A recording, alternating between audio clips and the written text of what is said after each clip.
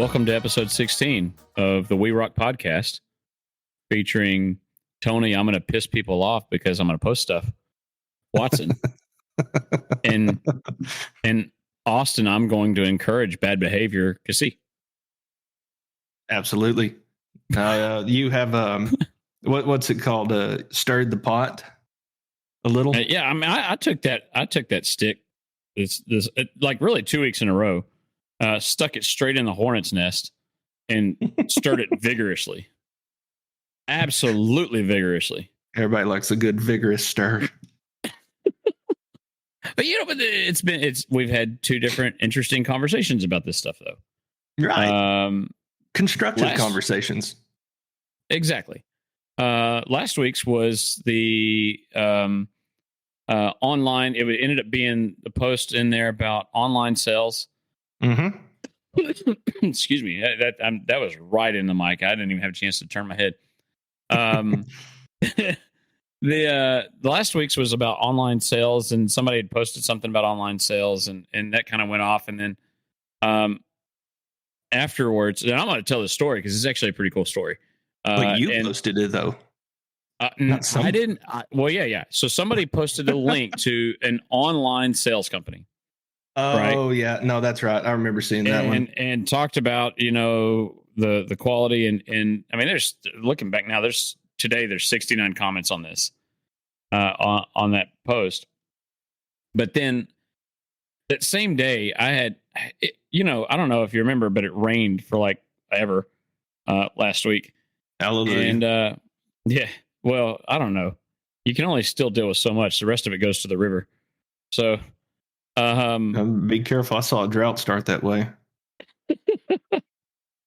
So then I end up posting a picture of this marker that a customer brought in.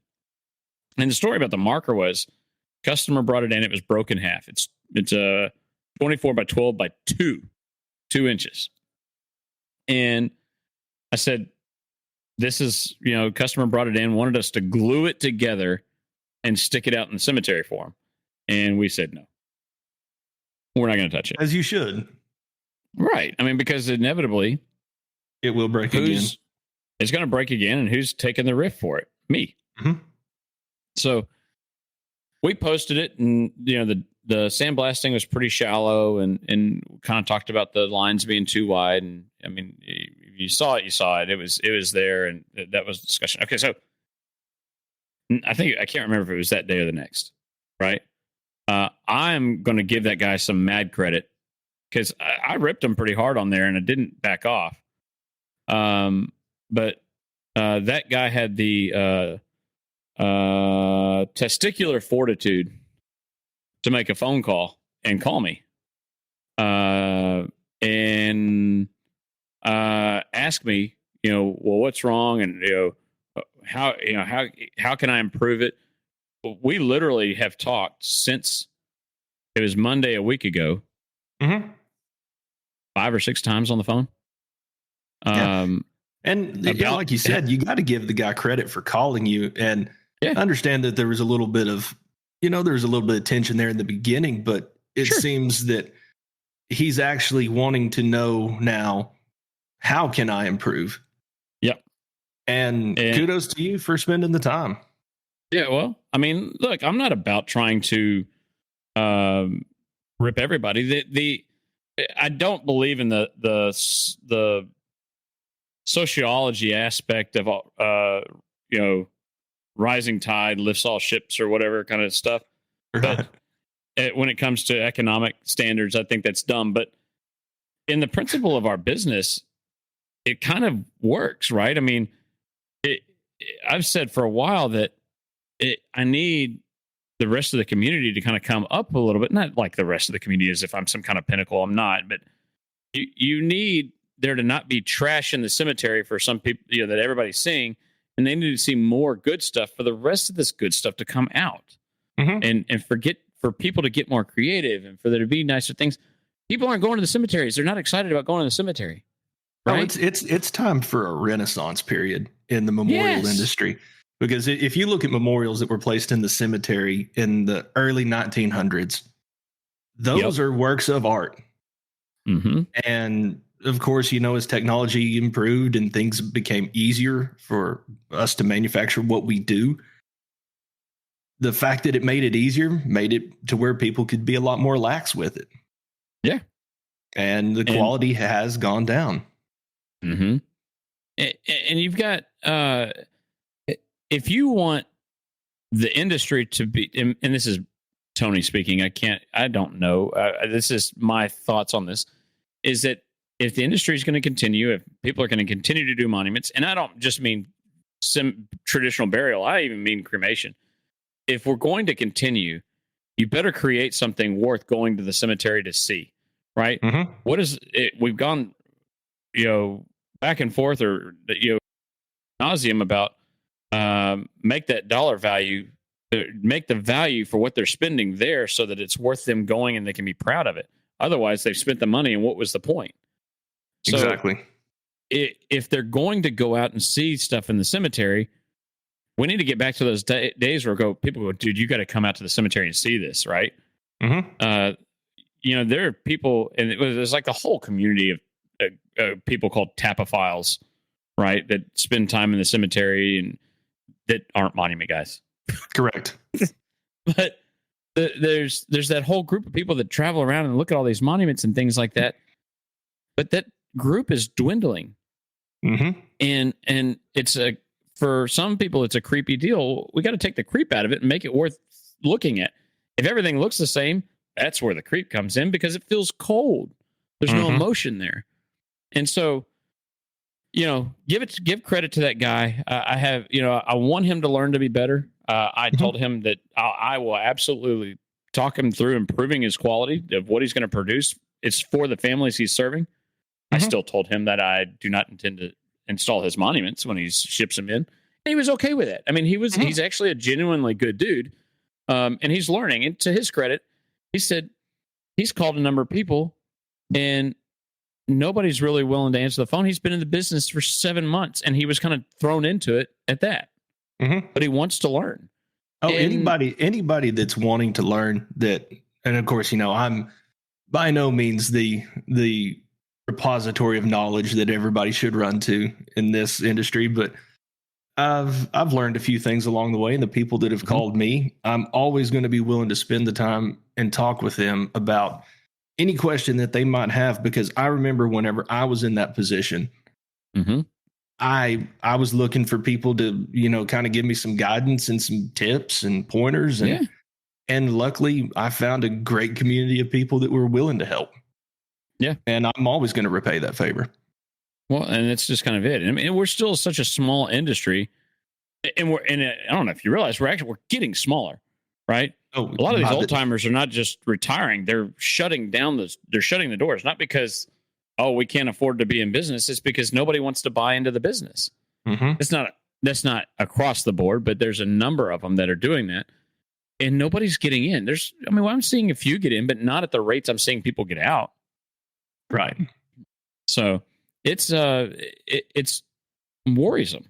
So if we're going to continue to do this, then everybody needs to be on a certain level. Correct. So, and I know people have said, well, the old PSM or the PDM or whatever designs are great, and DMARC designs are great, and the EGA designs are great, and they are. But not when you do them on every stone. Then it's no longer good. Well, the goal of each memorial that you produce is you should try to make it unique to the person that you're producing it for. Yes. And of course, that doesn't mean that it's always going to be that way. Sometimes you're still going to have the praying hands with the rose in the corner, and you're just going to do quite a few of them. But, still. So we've got to stretch our legs and be willing to learn and do different things. And credit to him. He that's what he's after. I've talked a number of times. He's listened to the podcast. Actually, he didn't even know that we existed, like everybody else. So, yeah, it's big. That's not true. Big podcast keeping us down. Hey, that's not true. Shout out to Perry Giles, who listened to our October podcast the other day and corrected me on the story about his dog buying John Wayne's desk. So you don't remember that story? That was back in October, apparently. I remember it, but what did we get wrong?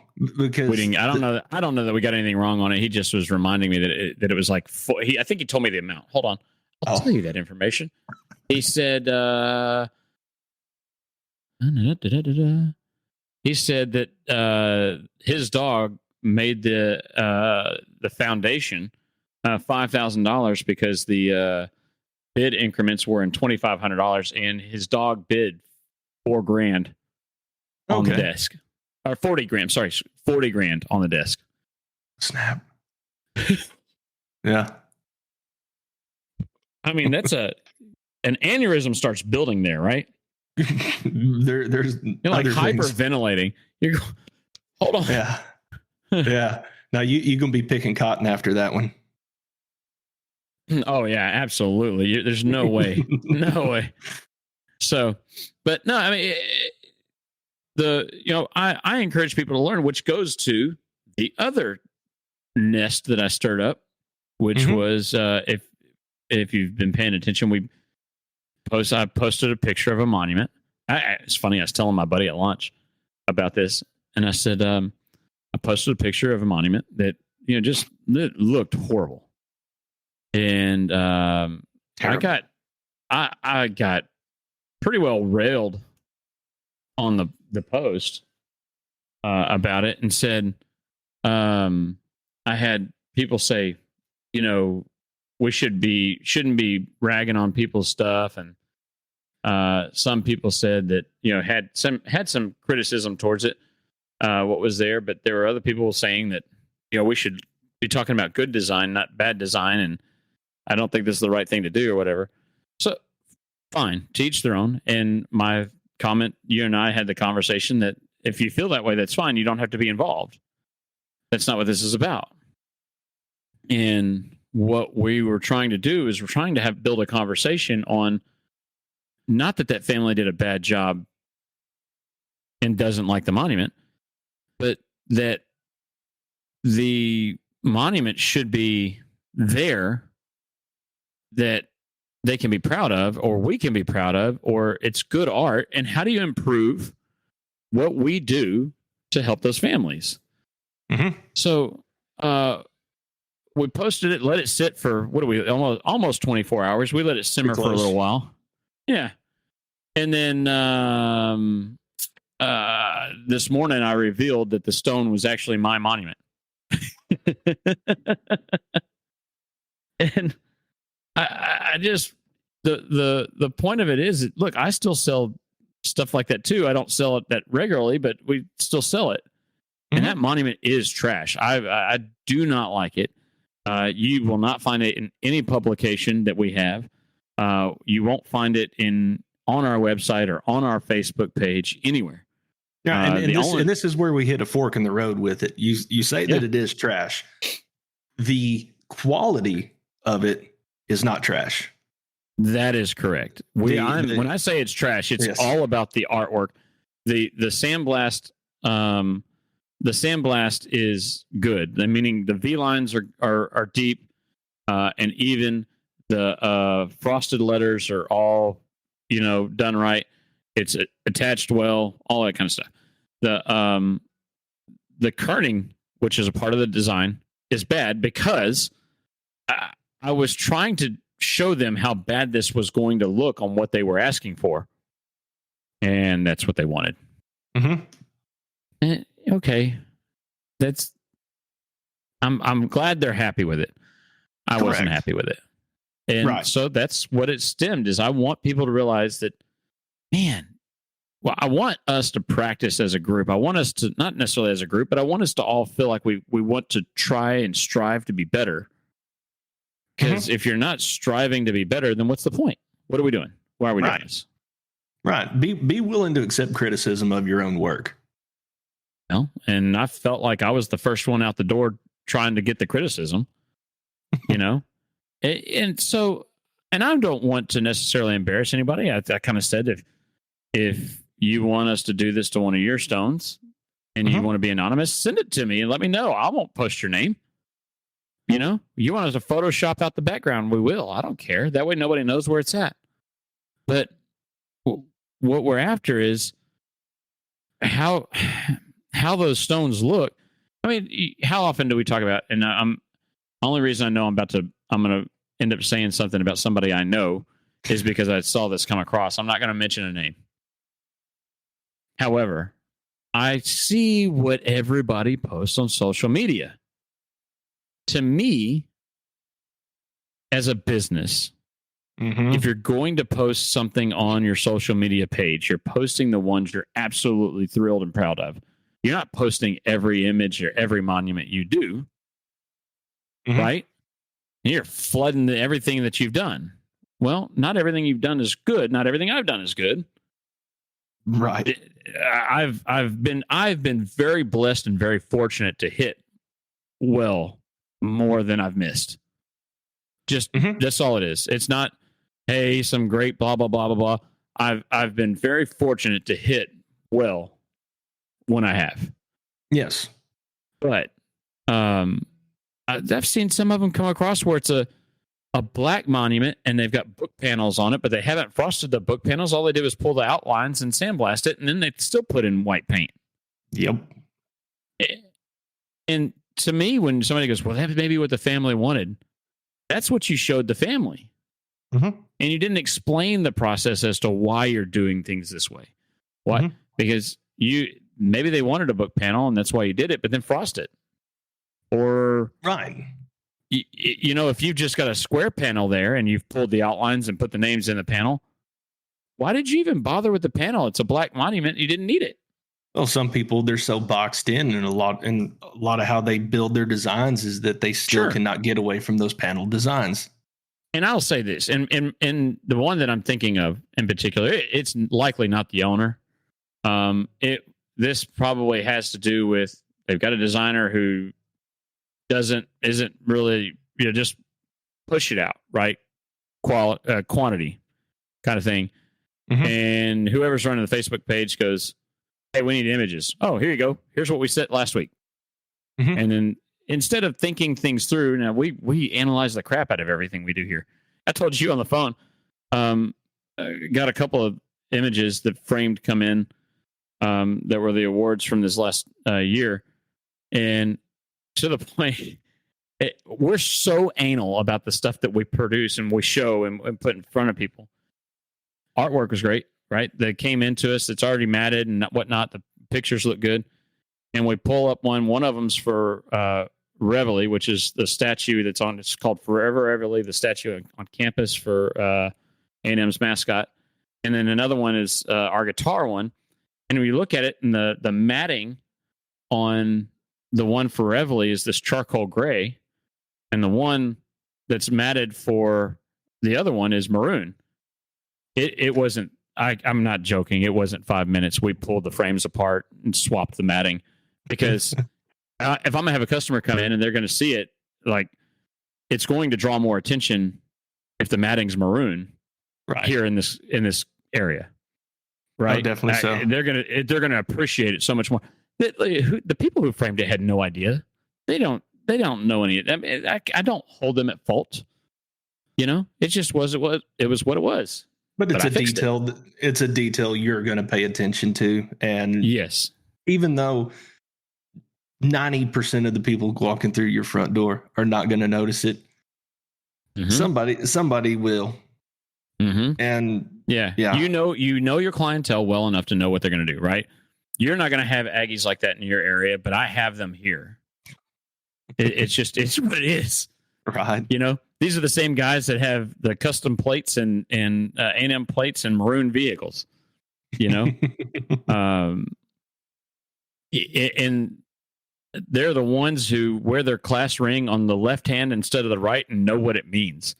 It's, and I know that sounds really weird, but if you know, you know, right? It's kind of those things. So those are the people I'm catering to and I want to advertise to. And so all these little details matter. So when we get back into talking about these designs, you go, man, that particular one that's there, I don't want to name the name in case, you know, the podcaster readily found, right? And I don't want this family to come across it by chance and hear it and get upset, because that's not what I'm trying to do. But there's things like, if you zoom in on the font, there's 3 fonts. You've heard me say before, there's no need for more than 2 fonts. And I even don't like two fonts having serifs, right? So I don't use modified Roman and then Baskerville, which is what is here, right? Why? Mm-hmm. There's no reason to have 2 fonts with serifs. So, and when you look at like the numbers on this, the numbers on like the 5, that is 1.25 inch letter with an outline, and it's a standard outline, but the island on that 5 disappears because it's still not big enough, but there's no room. If I went to 1.5 inch letter, it wouldn't fit. Right. You're maxed out on your available space already. Correct. And, Tony Scarborough said it really well in there. It said, there's a loss of the understanding of negative space. Just because there's available space there doesn't mean you need to fill it up. You're not saving money by filling it up. It's not like your grocery basket at the cart. Oh, look, there's space. I need to put something there, or shoot. These days, I'm afraid to fill the space in my grocery basket. Okay, it's not your plate at Luby's, or whatever bar, salad bar you're going to. Right. More calories isn't necessarily better. Correct. Yeah, that's the old 10 pounds of potatoes in an 8-pound sack. Yep. I'll never forget whenever we were. I was at the salad bar at Jason's Deli, and I see this big old lady with her salad at the bar, and she's putting Russian dressing on her salad. And I don't mean like a scoop. I mean, I swear she went back into that thing 5 times. There was more dressing than there was lettuce. Oh man, how she kept it from overflowing off the plate whenever she walked her to, I don't know. But less is more. And there's certain things you don't necessarily like. In this particular one, the little epitaph that's at the bottom could have been moved to the back. Yes, it would have cost. I charge more to do the backside. As you should. But it's a nominal fee, and it would have been fine. It would have looked good. Instead of now, it's cluttered. There's a lot of extra stuff that's on there, and even where the wedding date is, you've already got so much stuff on there, and you go, well, we want to do this thing instead of just saying married. Wait, well, okay, then we need to find another place to put it, or something's got to give, right? That's why, like, even on some of the ones we showed, it's like, look, okay, if we want to put this much text on it, we can actually save so much space by getting rid of the outlines, which means we need to take the frost off of it. We need to take the polish off of it and frost it. And truthfully, if they didn't like on this particular one, there was a budget issue. Okay. Right. So that makes sense. But if we had used black, a dark color with a lot of contrast, we could have easily gotten all that information on there, fit it better, and used less space. It would have looked so much cleaner. Oh, yes. So everything's a give and take, right? My father-in-law always says that everything you do, all your choices you make are a compromise. So when you start looking at things like that and you go, okay, in this particular scenario, I guess you look at it and go, I compromised the design because we wanted to take care of the family the way they wanted. The overarching story with this one was that the brother hated this monument. He did not like the layout, but the wife loved it. She's the one paying for it. That's all that really mattered. And I'm not saying don't sell to the family because you don't like it. What I'm saying is you cannot be there. What was it? You and I were talking before we started. It was you cannot have that opportunity to show them something they actually might fall in love with if you're not practicing to do other things that are different, right? If you're just doing the same thing over and over and over, all you're going to show is that same thing over and over and over. Whereas if you stretch yourself a little bit and they go, well, this is what I like. And you're like, okay, well, I hear what you're saying. Can I try this and see if this works better? They may go, you know what? You nailed it. You absolutely, I love what this is. They may not like it. So what? They don't like it. Then you tried. Sell them what they want. But at least you tried. Make the effort. Right. So, and that's really what it comes down to. That's all I'm after.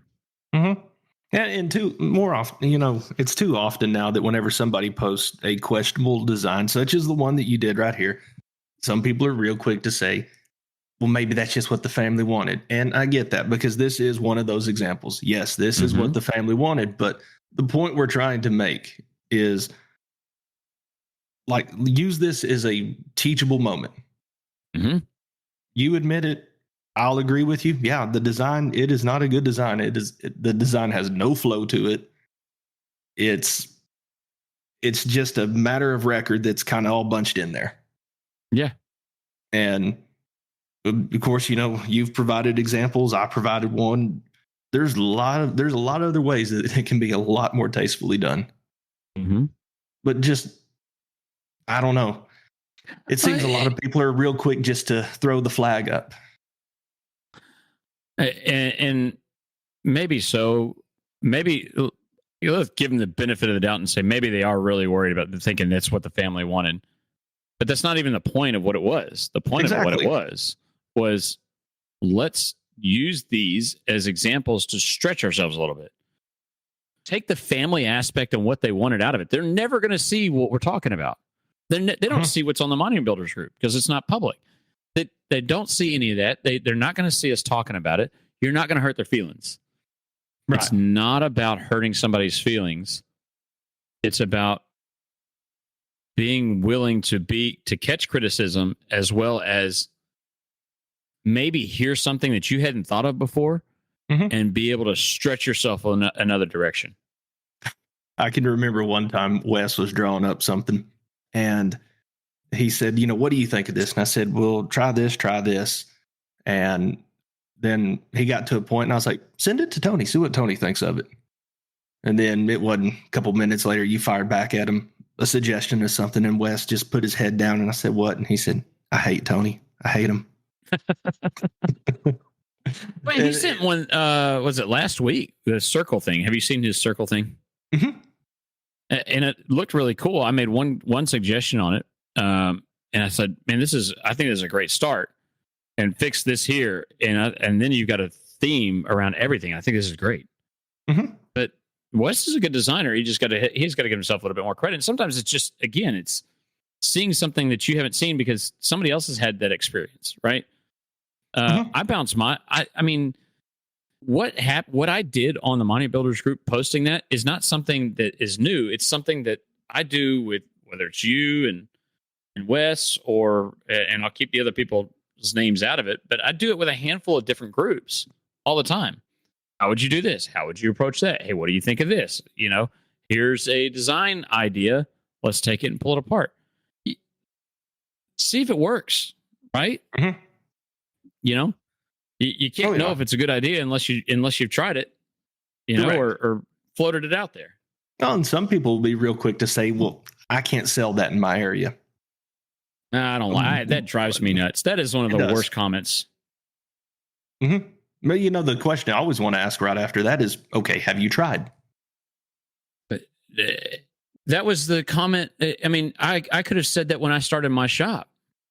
It was all the same stuff when I started my shop. And I'm not knocking the guys down the road. That's what it was. They were selling out of catalogs and stuff like that, and fine. But the reason why I started selling custom pieces was because I had to make myself different. You had two different companies that were in business for more than 35 years at that point in time. And here I am, 24 years old. Who's going to buy a monument from a 24-year-old? I had to do something different. I had to make it so that people would want to deal with us.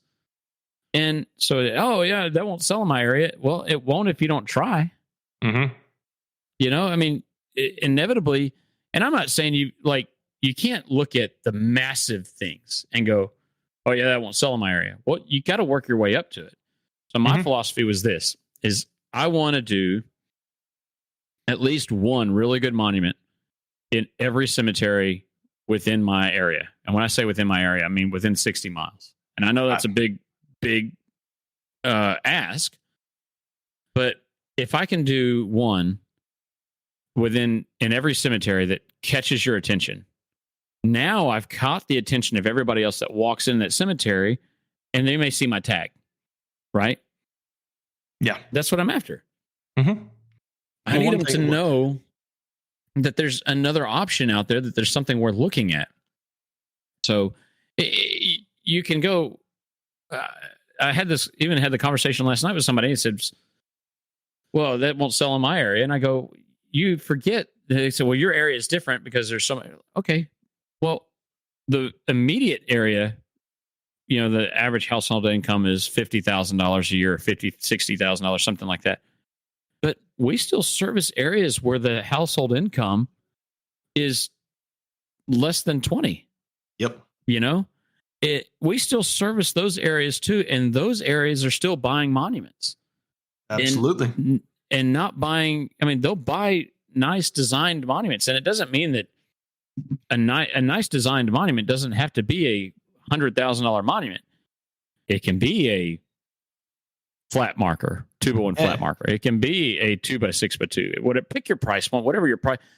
I guarantee you could do the same thing at whatever your price is for that monument if you put the effort into it. Mm-hmm. And one thing that I started here with Wes is a way, and it's also not just to help make him better at it, it's also to make me better. And I encourage other people to do it too. And this can be something you can draw out over, the span of a work week, but start out with a design in mind and then redraw it 7 times. And I'm not saying you got to sit there and do all 7 drawings back to back to back to back. Like I said, scratch it out through the work week, give yourself some time to think about what the next thing about it you might change is. And then by that 7th drawing, it's something that is completely different from the first. And more often than not, it's going to be something that you're willing to put in front of a family. Mm-hmm. Well, and I've liked the idea. Every once in a while, I'll take a theme, right? I'm like, I want to design something that involves a boat anchor or, pick your poison on whatever that subject is. And I want to work around it, right? Let me stretch my legs a little bit and come up with something and see about coming up with something unique or different that's not the same thing that you would automatically think, right? Because if I tell you, hey, let's design a monument around a boat anchor, the first thing you do is you go find a boat anchor and you stick it on the bottom left corner and then you build a panel around it, right? That's the first inclination. And you go, wait a minute. Okay, so now let's do everything that's not that, right? Yep. Let's do something a little different and see if it works. Because while the family may be willing to accept the boat anchor in the bottom left corner, they may be willing to do something that's a step above that.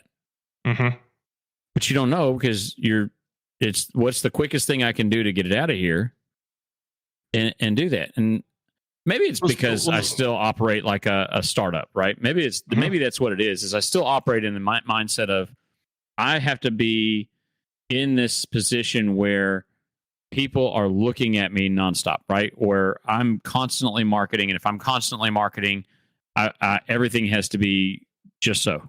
Right. No, and you're right. The vast majority of people, the first thing they're going to do is they're going to take a small, from our stock, that image, and they're going to paste it in a corner. Why not try to find something a little bit more different and make that the actual design of the stone, make everything work around that. Right. And I'm not saying just plaster this massive boat anchor on it, but there are certain things you can do that are a bit more subtle, and everything just starts to flow around it. Yeah. The problem is like, okay, I don't know if you care about talking about the one that we were talking about earlier, with the tread. Oh yeah, that one on it. I think you said somebody wanted something on a monument, and you tried another direction. Oh, it's one of those that It's a nice black upright headstone, and they have a list of things that they want on there. The guy was a member of the Forest Service. He was a wildland firefighter. He owned a bulldozer company. He, at one point in time, was a part of the development of the F-35 fighter jet. And there's a couple other little things. And, I was sitting there talking with Wes about it, and we've got all these images pasted all across this stone, and none of them tie to one another at all. And especially like you just have a picture of a bulldozer sitting there next to a picture of a fighter jet. Those two really don't work with one another. And so I brought up the idea, said, okay, we already have this one panel that extends from the left side of the stone all the way to the right side of the stone. Why not outline the panel in dozer tread? Mm-hmm. And you use that as a subtle way to pay an homage to the fact that him and his dozer company is something important enough that the family wanted to see on the headstone. And then you came up with the idea, said, okay, why not put dozer tracks across the headstone? It's something that the family's going to see, and they're immediately going to pick up on it and know exactly what it is. Exactly. Instead of it just being the same dozer that everybody else is going to do on the stone, because that's going to be the first thing they do, right? Is put the dozer on there. Right. No, I want a tractor on there. Put the tractor on there. Like, there's other ways to skin the cat. Mm-hmm. So I think that's the idea of using those tracks is brilliant. Man, make it look like that stone got left out in the middle of the area and that he was working on and just got ran right over. Right. And then you picked it up and did your work to it. Mm-hmm. Man, that's cool. It's different. Yeah. How many times we go, well, he was a big hunter. Can we want to have a deer on there? Well, maybe it's just deer tracks. And it doesn't always have to be like, maybe it's the, because it's a double and it involves her. Maybe we use the spots from a fawn on there. There's so many things you can do. It's not the same thing everybody else is going to do. So, but these audible or visual jokes again that are happening in real time. Yeah, there's a few. You muted. What was that? Yeah, the visual jokes that happen that nobody else gets to see, but you muted it, so they got to miss out on the good part. That's true. I don't know. One day we'll get all our ducks in a row if we can even find our ducks. And we will start to put out the video recordings of what we do. For a low, one-time subscription of $50 or something. Sure. You can watch us. It's probably really only entertaining to us, so that's fine. Yeah, we'd have 2 subscribers, you and me. That's it. That's all that matters anyway. That's right. So we get rich, we pay ourselves.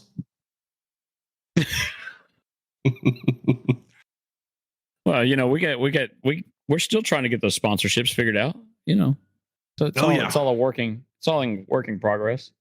Oh yeah. So speaking of, there's still MonuCon, which is going to happen in February of next year. So that's going to be a lot of fun. I've talked to Joe Moore. Actually, that's one. Not Joe Moore, as if his last name's Moore. I've talked to Joe some more. Right. His last name's Cassare. I've talked to him a little bit more about what they're going to do, and the education's going to be pretty cool. If we can get, I don't want to jump into that too soon because that's super new. And if that works out, then it's going to be really good education there. And it sounds like they're already, we're more than a year out, and they're already getting vendors on board and sponsors on board and, people interested in those booths. So if it works out like I'm hoping, it'll be a good show. And it was a great show last time. It'll be a good show, at least a good show. But they did it right, and it'll be worth going up there. Oh yeah, but I think it's Turning Point Casino in New York. So in Syracuse, New York. Yep. So yeah, and then speaking of conventions, time I was up there, it was snow on the ground. I figured that's about par for most conventions. I didn't leave the casino at all. I stayed right there. Yeah, and speaking of conventions, MBNA or MBNU or whatever. Yeah, MBU is the end of this month, so that'll be today's the 2nd. 20 days. 20 days. Yeah. Just short of 3 weeks, and I guess right at it. And I think I'm gonna go. I'm looking forward to that. I had the realization, I think last week, I haven't been to a convention, with the exception of AICA, which is a little different, but still not so much. I haven't been to a convention in probably somewhere between 5 and 7 years where I didn't have something that I was involved in making sure got done. Right. And so this is going to be nice for me. I don't have to do anything. So I just show up and, get educated or whatever. I did think about it. It was funny as I was doing my registration. I had looked at it and thought about registering for a booth for We Rock, and not putting anything there, but maybe a little sign that said We Rock Podcast or whatever, and just having a table to put my junk on. No, because then your junk's going to start disappearing because people are going to think it's giveaways that you've set out. Oh, that's true. That is true. So, I just want to be able to have a place to store my crap. Yeah. Now, I'd made plans to go to the one in San Diego coming up, but I've had some things come up that, unfortunately, is going to keep me here. And it's a real bummer. And I've talked about that a little bit. Yeah, you and I've talked about that a little bit, and I agree. I think it's more important for you to stay home on this one, and we'll have to catch the next one or whatever. But I'm looking forward to it. Looking forward to getting out there and seeing. There's that's a different crowd at MBNA, and there's people that are going to be there that I haven't seen in years. Because I haven't been to an MBNA show since Athens. So that was the last one I saw you at. Yeah. So it's been a minute, but I'm looking forward to seeing folks and going out there and doing that. And I talked to Aaron Fanley today, and he says he goes, "Well, I hope you've planned it for another reason, other than coming to see me." And I go, "Nope. Actually, the whole reason I even chose to go out there was to listen to your educational stuff." And he goes, "Oh, well, you're in trouble." So, but no, it's I think and as I've kind of looked at some of this stuff, where we're in the process of expanding at my shop, and I've kind of known that if I'm expanding, I've got to after the build of the new building and moving in and whatnot, we've got to increase our load by at a minimum of 20 to 25% to justify the build.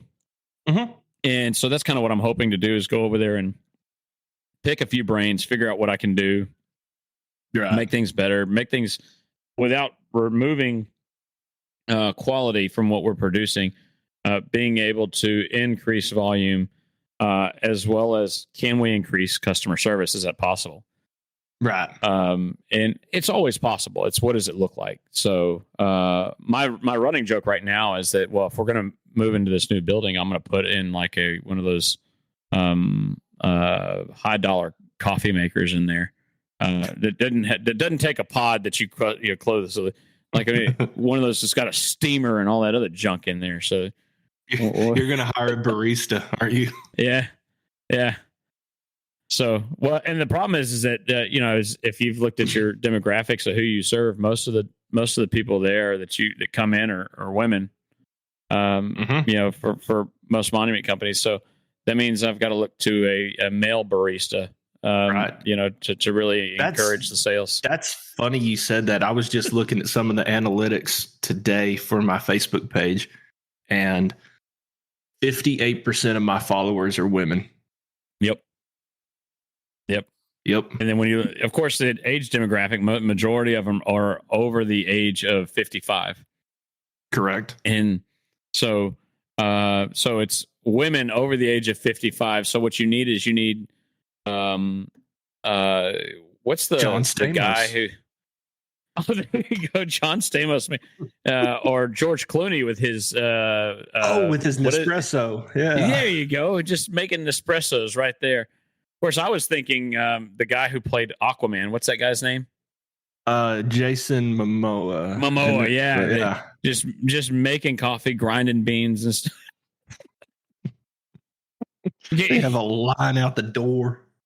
Well, and then just offer beer on tap for the guys that come in. Oh yeah,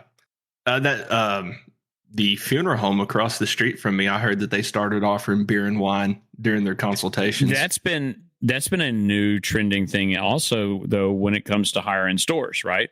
I noticed it, maybe 15 years ago or more. Actually, it was whenever I bought Emily's engagement ring that they were doing this. So this has been 18 years ago. They were doing at the jeweler, offering you beer or wine when you came in, or a glass of water or Coke. And we have water and Coke here and stuff like that for our customers. But I've started noticing, have you, whether you go into like, I don't know if you've bought Tecovas boots or you've been into their store, or Lucchese, if you've been into their store, those kind of higher end stores. And there's a clothing store here in town called Upward that I get dress shirts from. That's a nice place. And every one of them will offer beer or whiskey, Cokes, water. And I don't mean like we're not talking like Colonel Taylor or Van Winkle. Or, we're talking. You're going to get like a Pour Makers or something. Yeah, TX or something. It's still good stuff, but it's not. Yeah. We're not talking like your hard. It's not even Blanton's, which Blanton's is me, but overpriced. So the stuff they're pouring makes sense, altogether. But yeah, they're doing this customer service thing, trying to, you feel a little bit more like you're going to buy something when they've poured you a glass of bourbon, right? Mm-hmm. So. Man, I just learned something new. If you just silence a call that's coming in and it goes to your voicemail, it starts dictating the voicemail. Yeah. No. And you get to watch them say it and curse you out, I guess. No, it was an automated call from my kid's school, just talking about the upcoming calendar. Yeah, that's lame. Yeah. So I don't know. My wife handles all that. She just reminds me whenever something happens, when something we got to be at. Mine too, because I turned those off. Oh yeah, somehow. So yeah. I don't get the emails. I don't care. I found if you give them the wrong email up front, then they don't email you. True. True. Oh yeah. So, our entire schedule is dictated around the calendar that hangs on our refrigerator at home. I just look at it every morning and make sure that, whether I come straight home or I go to a basketball game or a practice or something like that. Oh, yeah. Yeah. Well, I get told the morning of whatever's going on because she knows I'm not going to remember what's going on. So, but yeah, so things are, I'm excited about the convention coming up. We've got some great stuff. Of course, we've got hours in, I'm going to call it Fort Worth because I don't know the name of the town. Grapevine. It's the same flipping thing. Well, you was asking for the specific area, and I know. I had somebody ask me, goes, "Where is it at?" I don't know. So, but The only other really important thing in my life going on right this second is specifically the number 14.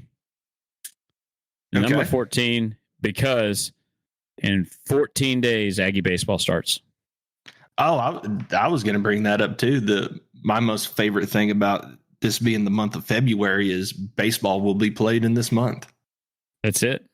Oh yeah, get the bats out until November. We are officially back in baseball. That's it. The boys are summer. Get the bats out.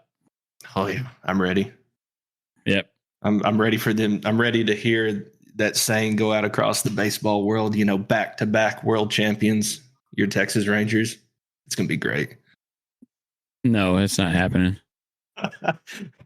Hey, last season you told me the Rangers wouldn't win, and I mean, you got to go wash your hat, man.